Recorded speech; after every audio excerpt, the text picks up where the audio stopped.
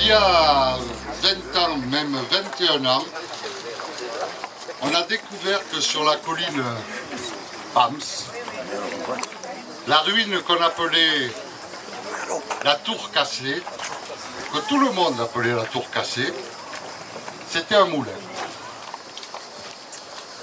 Fin des années 90, la mairie de Collioure avait une politique oléicole. On avait planté des oliviers. Et c'est à ce moment-là qu'on a trouvé l'existence de ce moulin. Et quand on l'a fait restaurer, après 1 an et demi de demande de subvention à la région, au département, à l'Europe, à l'État, aux monuments historiques, tout le monde a répondu favorablement parce que le dossier était très bien présenté. Et quand on l'a fait restaurer, on l'a transformé en moulin à huile. Mais tout ceci a été possible grâce au maire de l'époque, M. Mouly, et notre secrétaire de mairie de l'époque, M. Yobé, qui savait ouvrir toutes les portes pour aller chercher les subventions. Et nous avons réussi, pour la modique somme de 0 francs, 0 euros qu'a coûté à la commune, de faire l'outil de travail que vous avez derrière vous. Voilà. Le projet de restauration suscita un grand intérêt à l'époque, d'autant plus que les archives départementales retrouvèrent l'acte de naissance du bâtiment, qui est le plus ancien moulin à vent cité par les textes en Roussillon.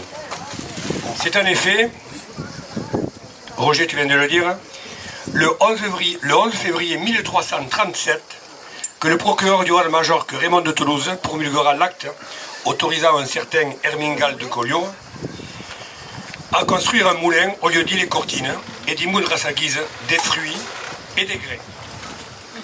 Michel Mouly, fils de boulanger, a toujours gardé une profonde estime pour les artisans et dans notre histoire pour les compagnons du devoir, tous de l'entreprise Bernard Garibald de Lautrec, dans le Tarn, qui sont venus fabriquer et installer les pièces de bois de la partie supérieure. Donc j'ai retrouvé ce qu'avait déclaré à l'époque Michel Mouly. Je le cite. Ce sont des professionnels d'une grande exigence. Ils ont dormi sur place jusqu'à ce que leurs travaux soient terminés. Leurs attitudes nous a confortés dans notre volonté de garder cette mémoire de la culture de l'olivier. Vous l'avez bien compris, ce que voulait le maire de l'époque ici présent, c'était de réaliser un projet économique et culturel autour de l'olivier et de son huile, et aussi un moyen de réactiver une mémoire d'une partie de nos racines. Une convention a été signée le 8 juillet 2002 avec le regretté président André Cortade, qui a beaucoup œuvré pour le fonctionnement de ce moulin, et à qui je tiens à rendre l'hommage aujourd'hui qu'il mérite. Puis bien évidemment par mon ami Roger Estève, qui a continué et a repris la suite avec un véritable amour pour ce lieu, qui est presque devenu une vocation, et que je dois remercier pour tout ce qu'il fait pour cette association, sans qui rien ne serait possible. Je ne devrais pas prendre la parole après monsieur le maire, donc je le remercie de me donner la parole et je le remercie de nous rappeler tout le travail qui a été fait, et je me permettrai juste quelques petites remarques. C'est le conseil municipal qui a demandé au maire de planter cette colline, puisque le maire ne voulait pas planter.